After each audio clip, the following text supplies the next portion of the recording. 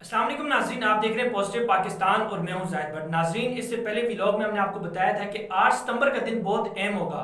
जी हाँ, नूर मुकद्दम केस की बात कर रहा हूँ। उस हवाले से हम आपको पहले भी बता चुके थे कि आज जो चलान अदालत में पेश हुआ था उस पर आज समाअत होनी थी। जो मुल्जिमान थे उनको कचहरी में पेश करना था। इस हवाले से क्या अपडेट्स है, क्या अहम तफसीलात है, मेरे से जुबारी रहमान मौजूद हैं, उनसे जानने की कोशिश करेंगे कि आज का जो अहम दिन था उस हवाले से क्या अपडेट्स हैं। बिस्मिल्लाहिर्रहमानिर्रहीम। बहुत शुक्रिया जाहिद। डे वन से हम एक ही बात कर रहे थे कि चालान तैयार हो रहा है, एग्जामिन किया जा रहा है। 1 महीना हो गया, चालान पेश नहीं किया गया।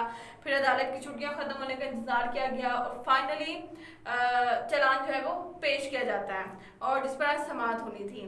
इससे पहले मैं आपको एक इम्पॉर्टेंट बात बताती चलूँ कि अब ये जो केस में नया मोड़ आया वो बेसिकली ये है कि तमाम मुल्जिमान इस केस में मरकजी मुल्जिम जाहिर जाफर के अलावा वो यही चाह रहे हैं कि किसी ना किसी तरह इस केस से फरार इख्तियार की जाए।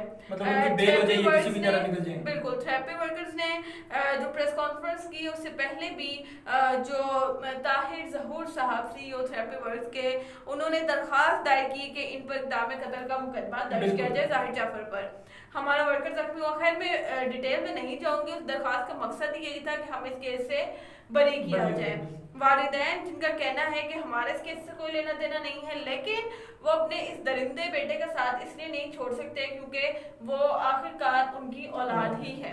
उसको बचाना इनका मकसद है और बचाना सिर्फ एक तरह से पॉसिबल हो सकता है कि वालिदैन जमानत पर रिहा हो जाएं, बाहर आए और अपने सोर्सेज इस्तेमाल करके अपने बेटे को जो है वो जमानत दिलवाएं। खैर, 8 सितंबर यानी कि आज का दिन इस केस के हवाले से इसलिए अहम था क्योंकि मुल्जिमान को पेश करना था जज के सामने अदालत में और जो चालान पेश किया गया था उस पर समाअत होनी थी। लेकिन बड़ा सेटबैक हुआ और ये है कि मुल्जिमान को आज इस्लामाबाद कचहरी पेश नहीं किया गया। सिर्फ बख्शी खाना लाया गया और वहाँ उनकी हाजिरी लगवा कर अडयाला जेल से उनको बख्शी खाना लाया गया, हाजिरी लगवाई गई और वापस अडयाला जेल मुंतकिल किया गया। सेशन जज कामरान बशारत जो हैं उनकी अदालत में आज मुल्जिमान ने पेश होना था। शौकत मुकद्दम साहब ने भी अपनी लीगल टीम के हमरा, क्योंकि उनको नोटिस जारी किया गया था तो उन्होंने भी जो है वो आज अदालत आना था। लेकिन आज जो बड़ी वजह है ना जिसकी वजह से मुल्जिमान को जज के सामने पेश नहीं किया गया, वो अगर आपको पता लगे और नाजरीन के सामने हम रखें तो बड़ी शर्मिंदगी होगी कि इतना इम्पोर्टेंट केस जो कि टेस्ट केस है, पिछले 1.5 महीने से हम इसके खिलाफ आवाज़ उठा रहे और मुकद्दम को इंसाफ दिलवाने की कोशिश कर रहे हैं। एक छोटी सी गलती या ये कहा जाए कि तफ्तीश में एक बड़ी नाअहली वो सामने आई और वो ये था कि 400 से ज़ायद सफ़हात पर मुश्तमिल चालान जी इस केस का 173 की रिपोर्ट में एक बड़ा नुक्स जो है वो सामने आया है। वो क्या है कि इंडेक्स का पेज जो है वो चालान में नहीं लगाया गया था।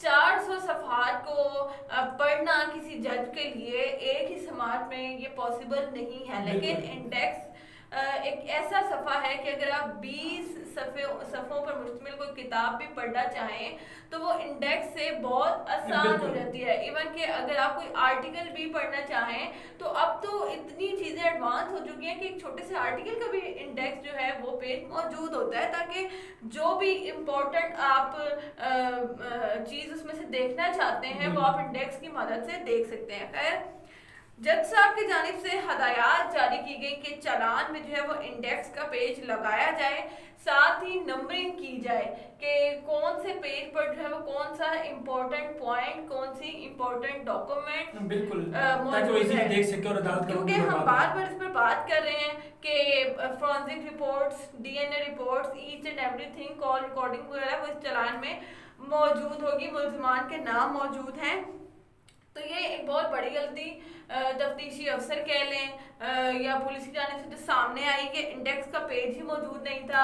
जज साहब को जो है जाहिर सी बात है, जैसे कि आपने कहा कि अदालत का वक्त जो है वो बर्बाद होता है और जज साहब ने हदायत जारी की और ये भी कहा कि कोई ऐसा सर्कुलर बनाया जाए कि फ्यूचर में भी जो है वो कभी भी कोई इस किस्म का केस आए तो ये मस्ट होना चाहिए कि इंडेक्स का पेज जो है वो चालान के साथ मौजूद हो ताकि फ्यूचर में भी जो है इन चीज़ों में आसानी रहे। اچھا جی، ساتھ ہی انہوں نے یہ بھی ہدایات جاری کی کہ آخری صفحے پر جو تفتیشی افسر ہیں ان کے دستخط ہونے چاہیے. اس کی ریزن میں آپ کو بتاؤں کہ یہ تاثر دیا جائے کہ چالان جو ہے وہ مکمل ہے، اس میں مزید کوئی ایڈیشن نہیں ہونی. تفتیشی افسر نے پورا چالان جو ہے وہ اس کو پڑھ لیا ہے، اس کو چیک کر لیا ہے اور آخر میں اس کے دستخط ہوں تاکہ مزید جو ہے وہ بعد میں یہ نہ کہا جائے کہ ہم چالان میں یہ ایڈ کرنا چاہتے ہیں یا اس کی تحقیقات سے یہ چیز مزید سامنے آئی ہے تو چالان مکمل جو ہے وہ عدالت کے سامنے پیش کیا جائے. یہ جج صاحب نے ہدایات جو ہے وہ آج جاری کی.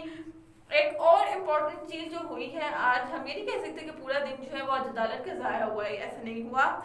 انویسٹیگیشن آفیسر جو ہے ان کو بھی طلب کر لیا گیا ہے تاکہ وہ عدالت کے سامنے پیش ہوں اور تمام تر حقائق جو ہے وہ خود بھی بتائیں. چالان کو حتمی شکل دے کر فیصلہ کیا جائے گا کہ ٹرائل جو ہے وہ کس جج کے پاس جانا ہے. سماعت جو ہے وہ بہت لمبی، یہ کہا جائے کہ اس کو کوئی بہت بڑی تاریخ نہیں ملی، کل تک کے لیے ملتوی ہوئی ہے. تو بہت کم وقت ہے، پولیس کے پاس بھی انڈیکس کا پیج بنانا ہے اور تمام امپورٹنٹ پوائنٹس نمبرنگ کے ساتھ اس میں درج کرنے ہیں. کل دوبارہ سیشن جج کے سامنے انہیں پیش کیا جائے گا اور آنے والے جو چند روز ہیں، یہ ستمبر کا پورا مہینہ آپ کہہ لیں، یہ بڑی خبریں ہم جو ہے مناظرین کے سامنے رکھنے والے ہیں. اس کی بھی میں آپ کو ریزن بتاؤں گی وہ بڑی خبریں کیا ہیں. یہ اس ٹیسٹ کیس کا یہ ایک امپورٹنٹ کیس ہے سب کے لیے. اس پر کل سماعت ہوگی یعنی کہ 9 ستمبر. پھر 10 ستمبر کو ہم ناظرین کو ایک اور خبر دینے والے ہیں، وہ یہ ہے کہ عثمان مرزا کا جو کیس ہے اس کا چلان 10 ستمبر کو پیش کیا جائے گا. اس کے بعد جی طاہر ظہور صاحب کی جو درخواست ہے اس پر سماعت ہونی ہے 11 ستمبر کو. اور وہ درخواست کیا ہے؟ وہ درخواست کیا ہے کہ ظاہر جعفر، ذاکر جعفر اور عصمت آدم صاحبہ پر مقدمہ اندراج کی درخواست انہوں نے دائر کی تھی تھانہ کوہسار میں. 22A کی درخواست پر سماعت ہونی ہے اور یہ فیصلہ ہوگا. یہ بڑا امپورٹنٹ پوائنٹ میں بتانے جا رہی ہوں کہ اس درخواست کے بعد یہ فیصلہ ہوگا کہ اس درخواست کی بنا پر آیا ایک اور مقدمہ درج کیا جائے، کیونکہ انہوں نے کلیم کیا ہے کہ ہمیں سارے کیس میں پھنسایا گیا ہے اور ہمارا ایک جو ورکر ہے اس پر قاتلانہ حملہ ہوا ہے. زخمی کی بات نہیں کی، کہا جا رہا ہے کہ قاتلانہ حملہ ہوا ہے اور ظاہر جعفر جو ہے وہ ڈرگ ایڈکٹ ہے اور اس طرح کے جو نفسیاتی دورے ہیں وہ اس کو پڑھتے رہتے ہیں. خیر، اب اگر دیکھا جائے نا ظاہر کے اس ایک کیس میں جو ہے وہ ایک جانب یہ لوگ ملزم ہیں تھراپی ورکرز اور ایک جانب یہ مدعی بن رہے ہیں. تو آیا کہ اگر ان پر مقدمہ درج ہوتا ہے، جو والدین ہیں یعنی کہ مرکزی ملزمان ہیں، یہی کہا جا سکتا ہے کیونکہ والدین بھی اس درندے کے ساتھ اتنا ہی واقعے میں شریک ہے جی. تو ایک جانب یہ ملزم ہے کیونکہ ان پر بھی کیس چل رہا ہے، تو دوسری درخواست میں یہ مدعی ہیں. اب ایک اور جو امپورٹنٹ چیز ہے وہ یہ ہے کہ عدالت فیصلہ کرے گی کہ آیا ایک اور مقدمہ درج ہوگا یا نہیں. اگر تو ایک اور مقدمہ درج ہو جاتا ہے تو obviously ان کے جو گرد جو ہے قانون کا گھیرا بھی تنگ ہو جائے گا، مشکلات میں اضافہ بھی ہوگا. 13 ستمبر بھی بڑا امپورٹنٹ ہونے والا ہے، وہ اس لیے کہ والدین کی درخواست ضمانت پر سماعت ہوگی اور آنے والا 22 ستمبر وہ تھراپی ورک کی درخواست ضمانت منسوخی پر سماعت کا دن جو ہے مقرر کیا گیا ہے.